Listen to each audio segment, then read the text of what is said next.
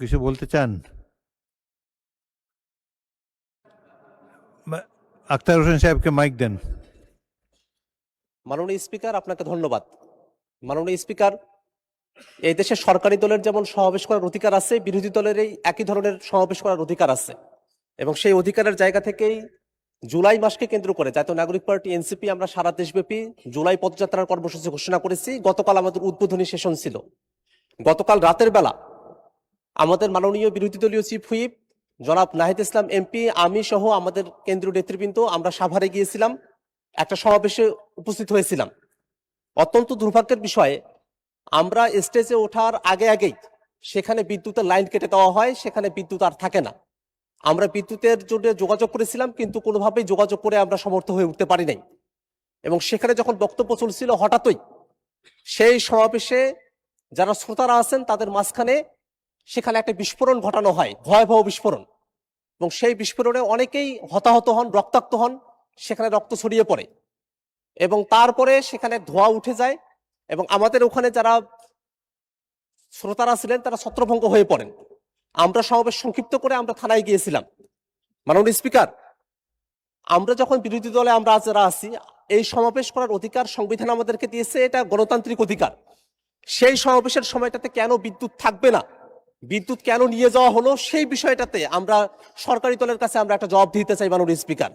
পাশাপাশি আমরা যখনই জুলাইকে নিয়ে কোনো প্রসঙ্গ নিয়ে আসি, জুলাইকে নিয়ে যখনই আমরা কোনো আন্দোলন সংগ্রাম বা কোনো প্রোগ্রামের কর্মসূচি আমরা ঘোষণা করি, সেই সময়টাতেই নানাভাবে আমাদেরকে বাধাগ্রস্ত করার চেষ্টা করা হয়। যারা জুলাইয়ের পতিত শক্তি আছে তারা নানাভাবে আমাদেরকে বাধাগ্রস্ত করে। এর আগেও আমাদের অফিসের সামনেও ককটেল বিস্ফোরণ ঘটানো হয়েছিল। গতকাল যে বিস্ফোরণ ঘটানো হয়েছে সেখানে বিরোধী দলীয় চিফ হুইপ উপস্থিত ছিলেন, আমি নিজে উপস্থিত ছিলাম, আরো নেতৃবৃন্দ উপস্থিত ছিলেন। ভয়াবহ ক্ষতির মধ্যে আমরা পড়তে পারতাম। এমত অবস্থায় যারা পতিত স্বৈরাচার আছে এবং যারা নানাভাবে সমাজে স্বাভাবিকীকরণের দিকে অগ্রসর হচ্ছে, তাদের ব্যাপারে আসলে সরকারের তরফ থেকে পদক্ষেপ কি, সেটা মাননীয় স্বরাষ্ট্রমন্ত্রী যদি এখানে থাকতেন তার কাছেই জানতে চাইতাম।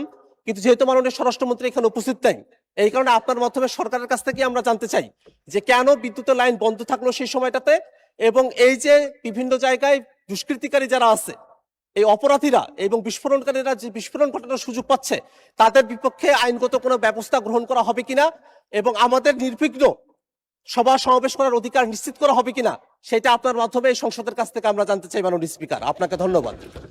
ধন্যবাদ মাননীয় সদস্য। আপনি মাননীয় মাননীয় মাননীয় সদস্য আখতার হোসেন, আপনি এই ব্যাপারে একটা নোটিশ দেবেন। আর এখানে কোনো বিতর্কের অবকলন করার প্রয়োজন নাই। আইনমন্ত্রী দাঁড়িয়েছেন, আইনমন্ত্রী কিছু বলতে চান? এটা তো স্বরাষ্ট্রমন্ত্রীর বিষয়, উনি দেশে নাই। আইনমন্ত্রী বলতে চান? আচ্ছা বলুন। স্বরাষ্ট্রমন্ত্রী নাই, আপনি কিভাবে বলবেন? আইন তো ভালোই আছে। মাননীয় স্পিকার, আপনাকে ধন্যবাদ। স্বরাষ্ট্রমন্ত্রী উপস্থিত নাই, ওনার পক্ষেই আমি কিছু কথা বলতে চাচ্ছি। মাননীয় স্পিকার, আমাদের মাননীয় সংসদ সদস্য আখতার হোসেন যে বিষয়টার অবতারণা করেছেন, নিশ্চিতভাবেই সেটা অত্যন্ত গুরুত্ব সহকারে আমরা দেখছি।